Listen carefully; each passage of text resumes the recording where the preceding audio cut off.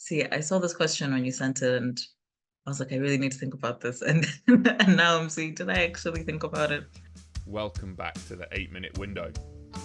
Our first season is on YouTube. Please do check it out. Today, we're joined by Alinafe Malonje, founder of WONA Collective. Enjoy the talk. Alinafe Malonje, welcome to the 8-Minute Window, and thank you so much for joining us. Thank you. Thank you for having me. And also, please feel free to call me Nafe. Nafe, sorry, it's like when No, I like both, but I feel like Nafe is easier. And also, yeah, I'm just used to it. and I'm being all very formal because you're an ex-student, Alinafe. But Nafe is great.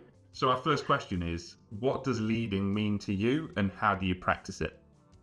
So I think leading to me means creating a space where everyone that you're working with feels comfortable and allowed to work the way that they work best and to be the person that they are. I think that's something that I've noticed in the work that I do. Me and the co-founder of my organization, it's been really important to us to create a space that the people that we're working with want to keep working there, and it doesn't feel like it's necessarily a job. That it feels like they're doing something that they want to do and they're just getting paid for it. So Right. for me, leading is like making sure you're creating that space where people feel comfortable to tell you that I don't feel well. I feel like I need some time off. I feel like, making a space that makes that possible. Because I think I've worked in places where that hasn't been possible, where I know I'm not well and I can't be working.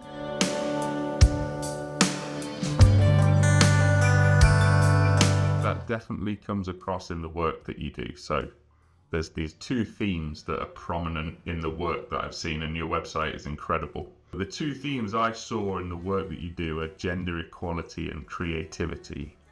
And what leadership do you think is needed in your country, Malawi, in your region in Southern Africa, to support gender equality and creativity of the arts effectively? Mhm. That's a very heavy question, but I think it's come at a good time because as me and the team have been talking recently about something that I recently learned about called feminist economic realities. Maybe if I give some background, when WONA started, it started in 2019 as like a passion project between me and my friend. She's a visual artist and I write, so we said, oh, let's just make art together just for fun. But all the art that we were was that spoke to the experienced Malawian women because we're both Malawian women. And a lot of stuff ended up coming out that I didn't realize I had been holding in, and she didn't realize either. And yeah, that just from one project, we're like, okay, we need to do more of this. And also, we need to be documenting the stories of Malawian women because we don't know much about Malawian women and there's not much written in history books. So yeah, so now when we started doing our work, it was important that we create a space that when we're doing this work, it should be sustainable. And for it to be sustainable, we need to be paying ourselves correctly. We need to be treating ourselves correctly, and we need to create a space that this work can continue even outside of us. So yeah, that's kind of been my approach to gender equality, women's histories and women's stories, because that's something that is women's stories aren't told as well and as much as men's stories, especially in Malawi. And to be a woman telling those stories also feels important. I'm curious, what kind of stories are you telling through WONA? Like, obviously, our audience, I know Malawi, I live there, I know the culture relatively well, but I'd still be considered a novice, really. But obviously, a lot of in this are going to be all over the world and may have very little understanding. What kind of female stories do you feel important to tell? Important. Which ones are you telling through WONA? All of them. Well, all of them are important, and we're trying to tell the stories of not just the people that you would consider great historical figures, but your everyday Malawian woman as well. So we also have a podcast. So it's called Letters, and it features different Malawian women who write an open letter to an audience of their choice. And on that, we featured Justice Anastasia Sosa. She was the first Malawian female judge. She was also the judge that presided over the first democratic elections in Malawi. We featured a letter to Rose Chiwambo, who's a martyr. But then we also had a letter from Hazel Mack, who's a musician, like a pretty big musician. And then we had a letter from Ekarim Vundula, who's a writer, and then Mary Wyatt, who's a netballer. So they're all different women. Yeah, well, it's and incredible.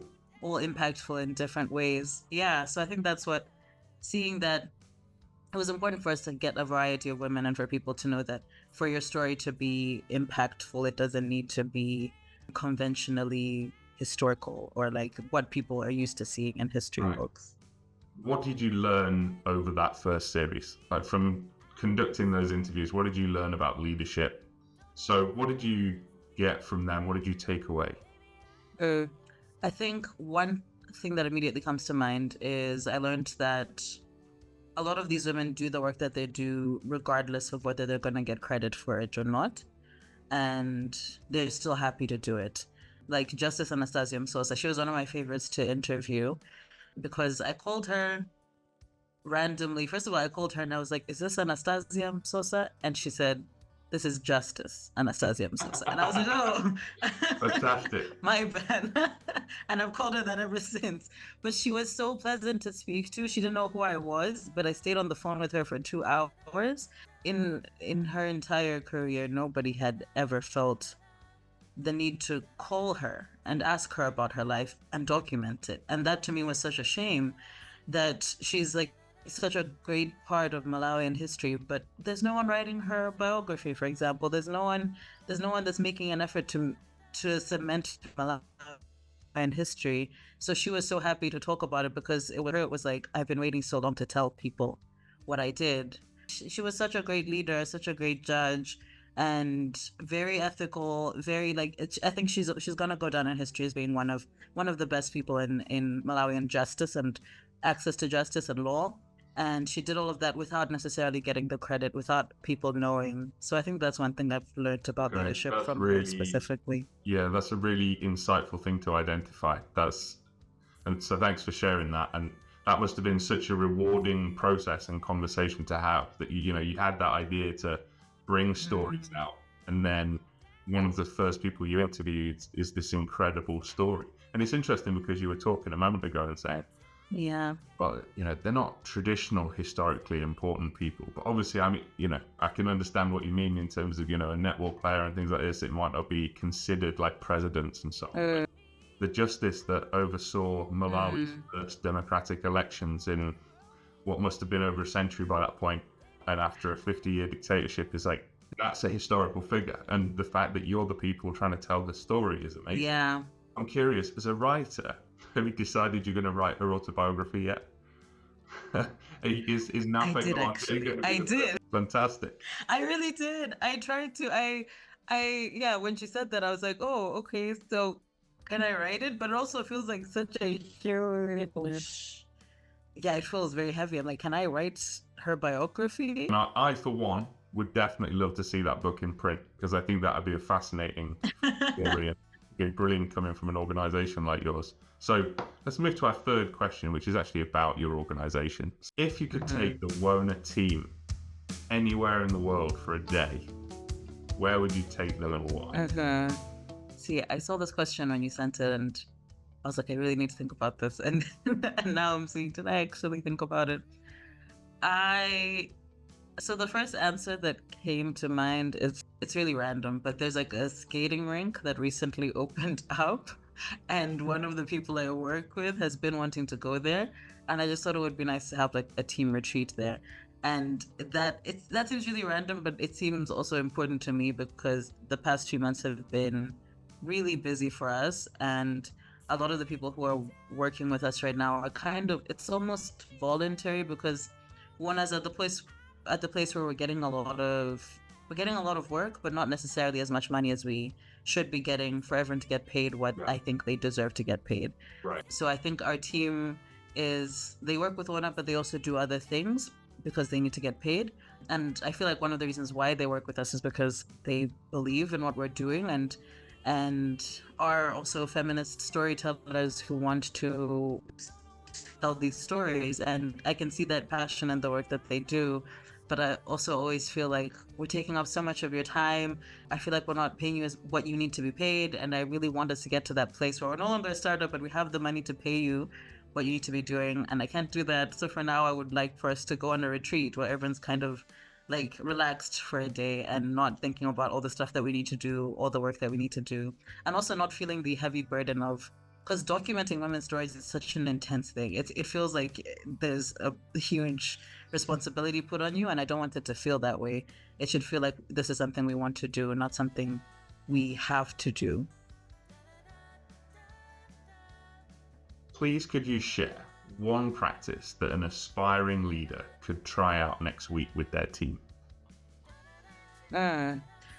So something we do at WONA is, and I kind of borrowed this from another organization that I had been in touch with, we don't take meetings on Mondays. We don't organize meetings on Mondays because we feel like it's good for our own mental health, like to not start the week off with meetings immediately, to kind of ease into it. And when we started that, it felt like we got a lot of pushback because we have clients that we work with who want to meet with us on Mondays. And when we start working with them, we say, this is the one thing we like. Our one caveat is that Mondays we don't take meetings. We can meet any other day of the week, but not Mondays. And sometimes people try and push that, and they're like, well, Monday's the only time we're free, so what are you going to do?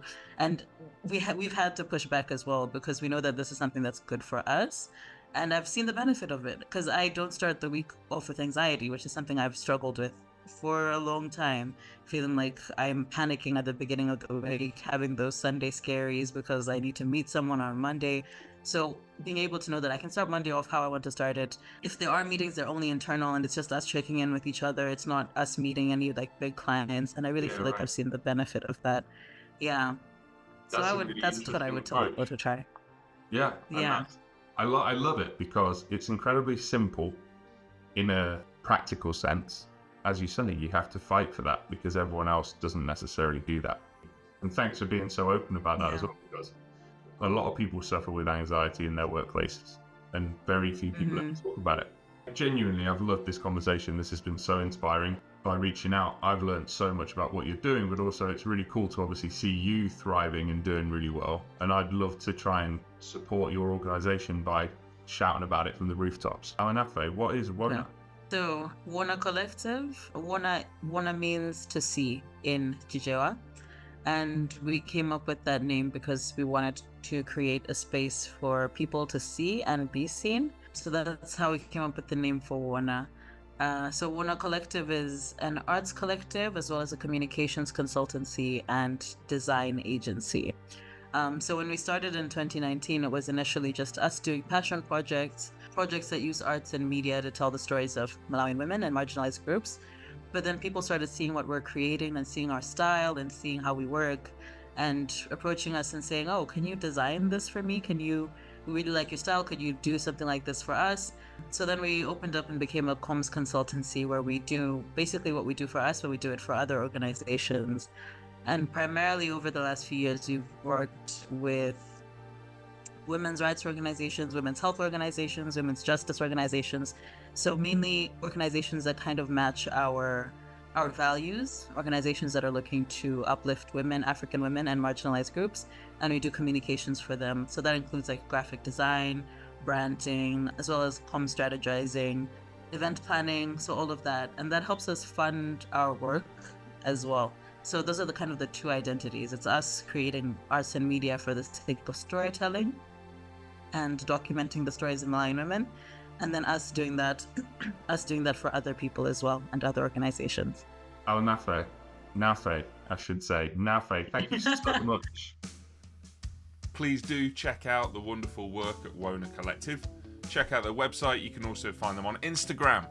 Thanks, Alinafe. And now, next week, Jamie O'Dowd is coming up, a fantastic assistant head at St. Chris. He's doing amazing things with well-being and his students. Thank you to the team and thank you for listening. See you later.